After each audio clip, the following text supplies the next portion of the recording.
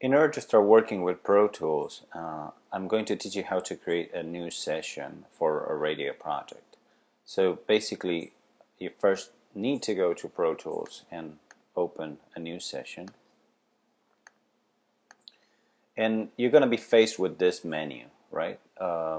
Which asks you whether you want to create a session from scratch or do you want to use a template session. I normally would go for the create a blank session, but there's an interesting set of templates that could help us do what we need to do. So go to create session for template, and in this menu on the right you're going to have the miscellaneous button. So you click on that and there's two options, podcasting and window configurations. You can click on podcasting and that will give us basically what we need to get started.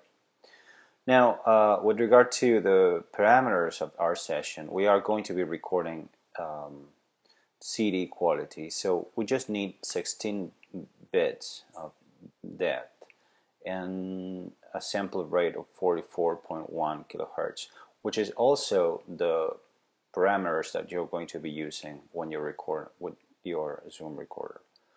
So we hit OK, and we name the session Radio 1. And then the second important aspect of this is that if you have your FireWire drives connected, you probably want to save directly in your FireWires.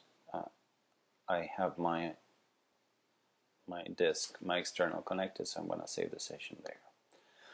Now, there's a couple of things that you need to do when the session is open because it doesn't really exactly do what we want. We need to change a couple of tracks here. So first thing, you're going to go to the master track, click on it, and we're going to erase it. And how do we do that? We go to with the track selected, we go to track and delete, and that's going to take care of that. And then we don't need any reverb either, so we're going to go to the reverb channel again, track and delete. Now you've noticed that I got rid of a master track that was mono and wasn't really helpful for us, but we still need to a stereo master track to actually manage the volume of the entire session. So what we are going to do is to create a new track that's going to be a stereo master fader, and there it is. Now, how do we know that this stereo master track is controlling the volumes of this different tracks above?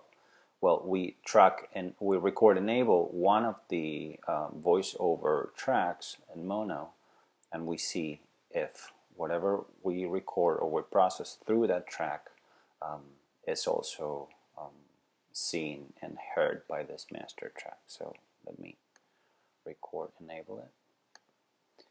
And now as you see, my voice has been recorded or has been heard by this voiceover track here that is record enabled, and the master track is also hearing it. So now we are ready to go.